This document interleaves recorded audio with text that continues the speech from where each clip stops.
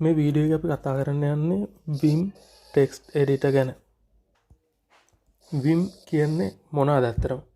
මුලින්ම කම්පියුටර් හඳුනාගත්ත ඒ කාලේ තිබ්බ ඔපරේටින් සිස්ටම් එකක් තමයි Unix. එන්නේ Unix එකෙන් තමයි අද අපි යූස් කරන Linux කියන ඔපරේටින් සිස්ටම් එක ඇවිල්ලා තින්නේ. ඕකෙන් තමයි අපි Ubuntu හරි අනිත් ඔපරේටින් සිස්ටම්ස් ඔක්කොම හැදෙන්නේ.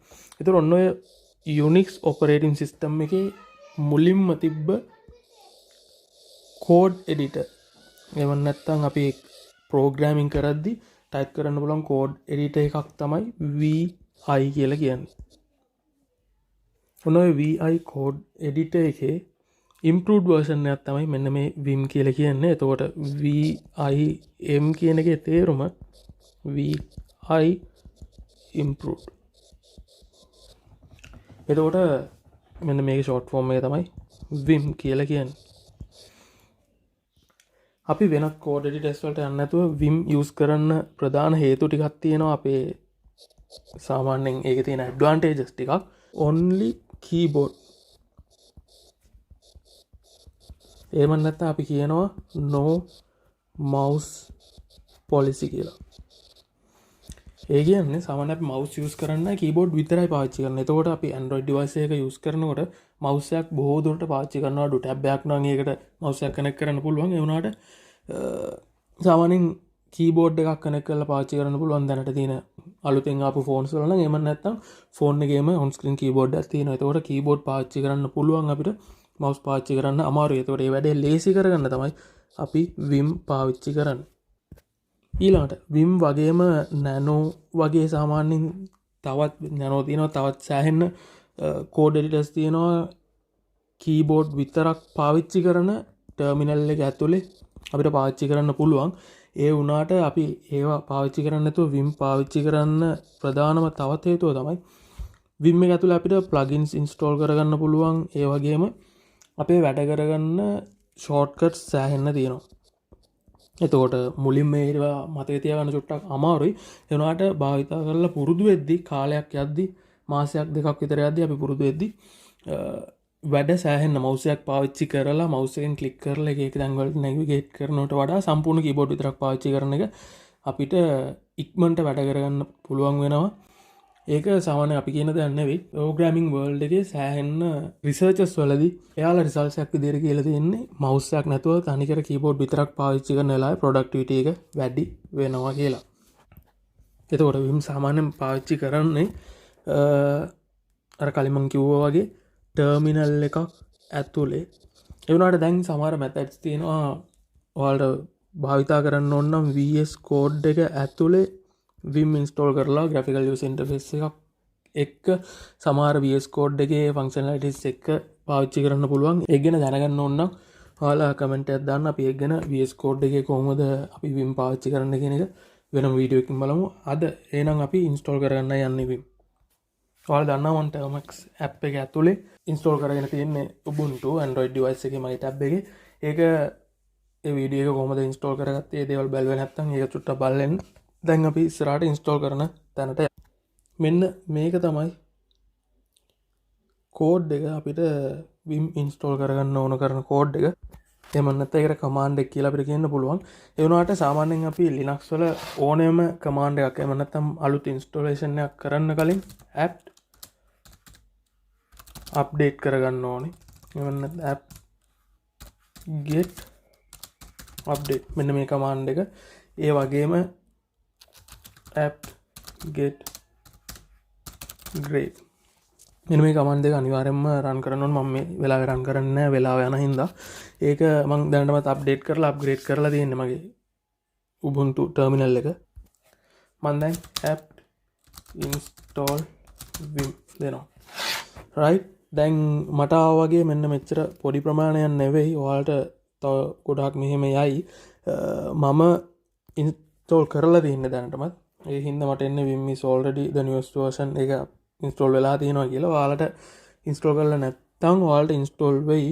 යනින් ගමන් සමහර විට ප්‍රශ්නයක් ආවයි. ඒ කියන්නේ මොනවා yes හරි no හරි දෙන්න. ඒ වෙලාවේ yes දීලා enter එක ඔබන්න. එතකොට එතනින් ඉස්සරහට වෙන්න ඕන දේවල් වෙයි. ඒ කියන්නේ storage එකේ MB 70 ගාණක් මං හිතන්නේ මට මතක විදියට. එතකොට MB 73ක් දෝයිද ඒක ඩවන්ලෝඩ් කරන්නද කියලා ප්‍රශ්නයක් අහන්නේ. ඒක yes දෙන්න.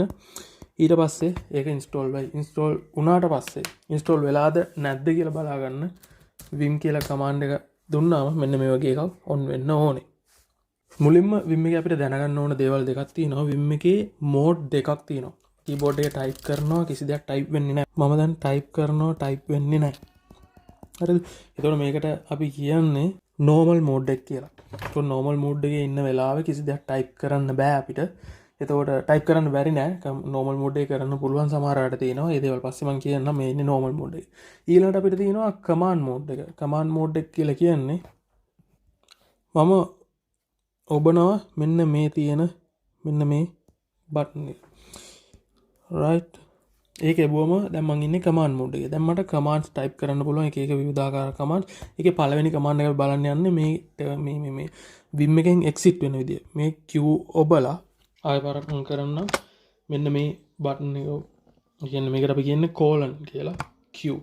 එතකොට colon Q ඔබලා enter එබුවාම අපිට මෙන්න මේ colon Q right enter එබුවම මෙතන පොඩි දෙයක් කියනවා no write since last change. ඒ කියන්නේ අපි මේකේ කිසිම edit එකක් කරලා නැහැ. හරිද? මේ ෆයිල් එකේ කිසිම edit එකක් කරලා නැහැ. කලින් තිබ්බ එකේ කිසිම වෙනසක් කරලා නැති හින්දා අපි save කරද්දි colon Q එකත් එක්කම මෙන්න මේ mark එක explanation mark එක. මෙන්න මේක අපි අදහස් කරන්නේ quit කරන්න.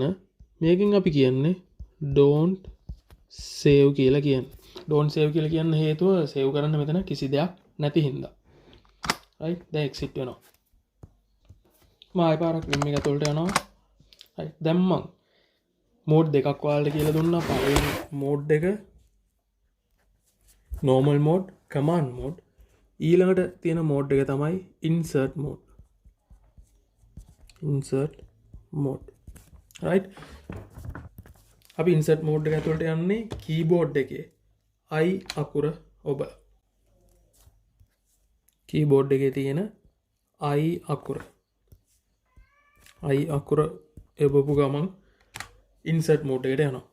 දැන් අපිට type කරන්න පුළුවන් අපිට ඕන දෙයක් type කරන්න පුළුවන්.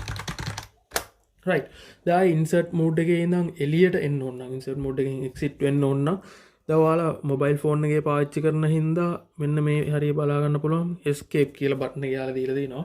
ඒක ඔබපු ගමන් exit වෙන්න පුළුවන් insert mode එකෙන්.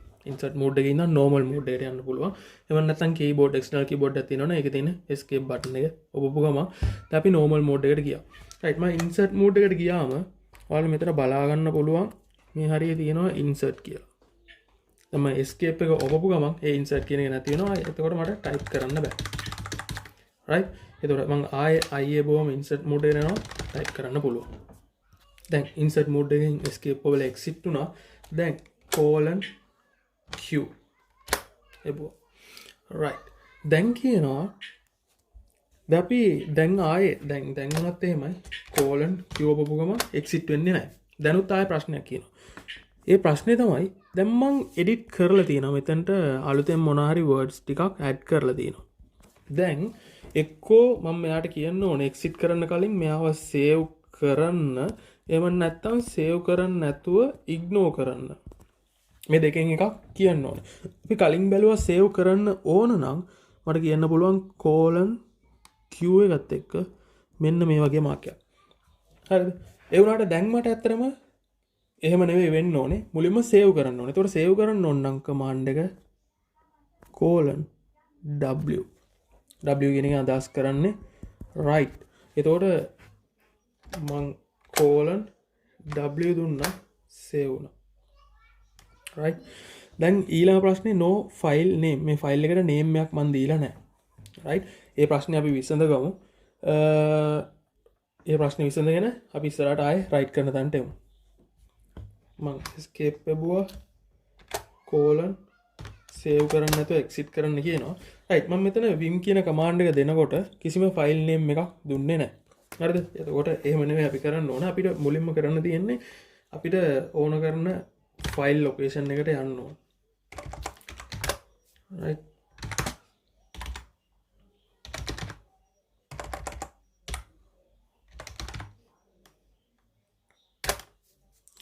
මේ ෆයිල් ලොකේෂන් එක ඇතුළට ගිහිල්ලා ඊට පස්සේ මම vim කියන කමාන්ඩ් එක දීලා මට ඕන කරන ෆයිල් එකේ නම දැනට මම ටෙක්ස්ට් ෆයිල් එකක් ක්‍රියේට් කරන්න ඉස්සරහට අපිට තියෙනවා Python ෆයිල් Java ෆයිල් ඔය ෆයිල්ස් ටික ක්‍රියේට් කරගන්න දැනට මම test.txt කියලා ටෙක්ස්ට් ෆයිල් එකක් තමයි ක්‍රියේට් කරන්නේ right ඕ මම කලින් ක්‍රියේට් කරපු ෆයිල් එකක් තිබිලා හරි මම කොයිට් වෙලා මුලින් මේ ෆයිල් එක රිමූව් කරගෙන ඉන්නවා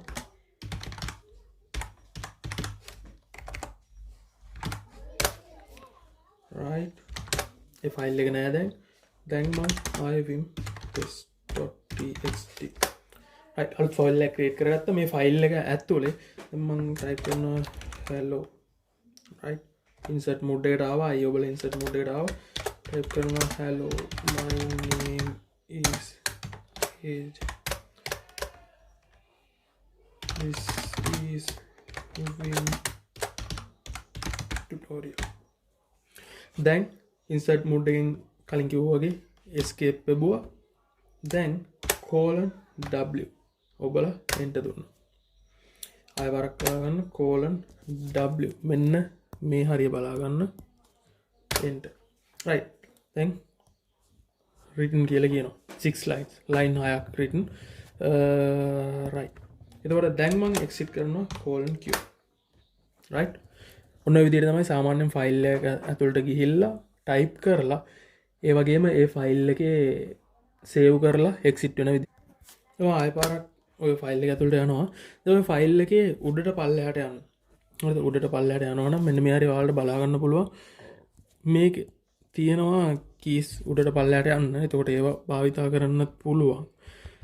එහෙම නැත්නම් කීබෝඩ් එකේ අපිට භාවිතා කරන්න පුළුවන් උඩට යන්න නම් J අකුර උඩට යන්න K අකුර පල්ලෙහාට එන්න J අකුර.